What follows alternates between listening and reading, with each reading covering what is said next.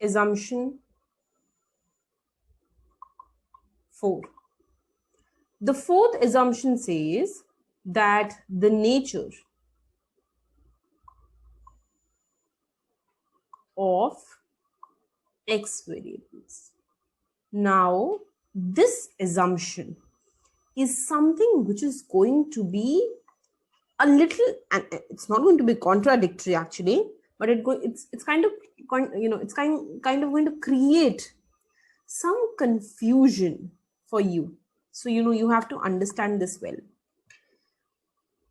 This says, the assumption says, and let's write that down, that the x values in a given sample must not all be the same. Now, please understand this well. If you look at the second assumption that we had made, the second assumption was saying that the x values should be fixed, right? Now this is saying that the x values should not be the same. So it should not be fixed.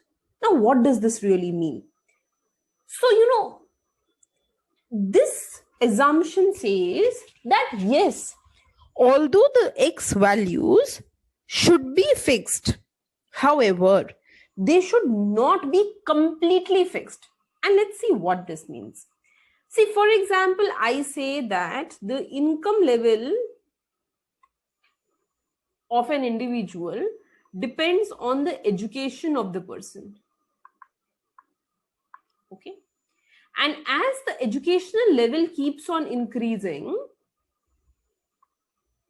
the income level also increases. Now, I give you a set of individuals, and these set of individuals are all having the same educational level, that they're 12th pass. And then I tell you that, one of them is earning this much, the other person is earning this much, the third person is earning this much, the fourth is earning this much, and so on. And I ask you to form a regression equation. Now let's see how is this going to look diagrammatically. Diagrammatically, if I have to look here in this case, it would be something like this. I have, I'm taking educational level here. And I have the educational level as 12th pass. And then I'm saying I'm taking income level on the y-axis.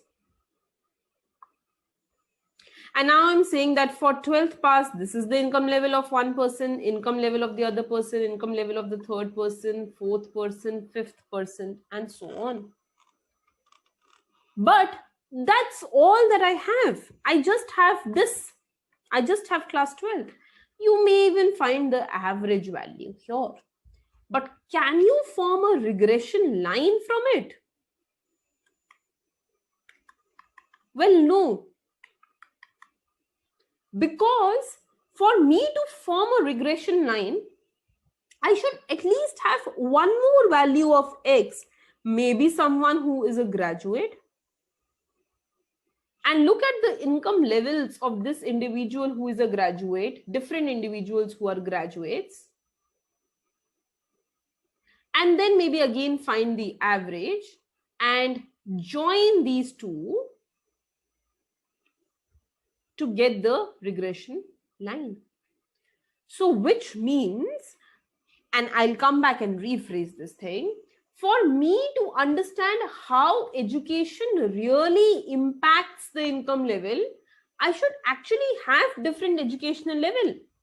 If the educational level is same, I cannot explain the reason for different levels of income, because all of them have the same educational level. So what's the point?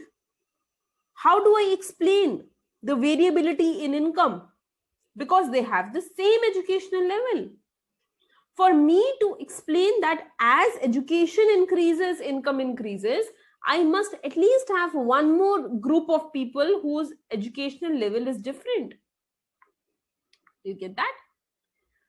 So to kind of explain the variability in income due to education, I should not have people from the same educational level only. I should have people from different educational level. And that is what this assumption is about. It says that the X values in a given sample should not all be the same. They should be different.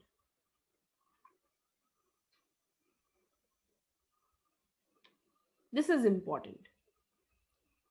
And if this is the case, if they are not the same, if they are different, only then I can explain the variability in the Y variable due to the X variable.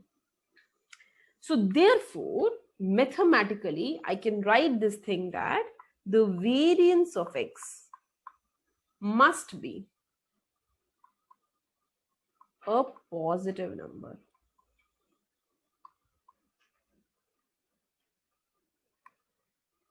There can be, and talk about then the next point a little later again during the course, there can be no outliers of X variable. What do I mean by this?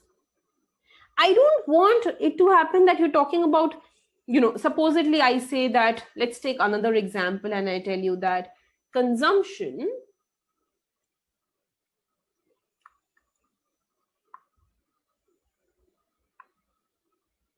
is a function of income. Suppose this is the example that I'm talking about. And now what I do is the following. I am taking income levels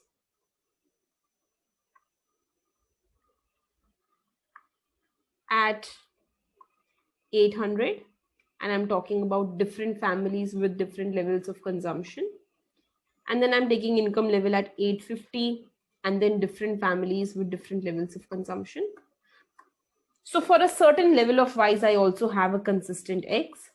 But now what I do is I just take, after 850, I directly take, let's say 10,000. And then I tell you that this is the level of consumption that these families have. Well, this 10,000 is an outlier value of X as compared to these values. And therefore, that can actually it can result in wrong modeling, overfitting, underfitting. We'll talk about all those things sometime. So, in that sense, I do not want outliers in the X variable. I want my X to vary so that I can explain how consumption changes when income changes. But I really don't want my income to have outliers in it. Now, the final conclusion that we can kind of go ahead and say is that the variance of X should be greater than 0. This is important for this assumption.